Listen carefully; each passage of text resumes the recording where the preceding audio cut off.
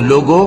آؤ میں تمہیں وہ چیزیں پڑھ کر سناؤں جو تمہارے پروردگار نے تم پر حرام کر دی ہیں۔ ان کی نسبت اس نے اس طرح ارشاد فرمایا ہے کہ کسی چیز کو اللہ کا شریک نہ بنانا اور ماں باپ سے بدسلوکی نہ کرنا بلکہ حسن سلوک کرتے رہنا اور ناداری کے اندیشے سے اپنی اولاد کو قتل نہ کرنا، کیونکہ تم کو اور ان کو ہم ہی رزق دیتے ہیں، اور بے حیائی کے کام ظاہر ہوں یا پوشیدہ ان کے پاس نہ پھٹکنا، اور کسی شخص کو جس کے قتل کو اللہ نے حرام کر دیا ہے قتل نہ کرنا مگر جائز طور پر، یعنی جس کا شریعت حکم دے۔ ان باتوں کی وہ تمہیں تاکید کرتا ہے تاکہ تم سمجھو، اور یتیم کے مال کے پاس بھی نہ جانا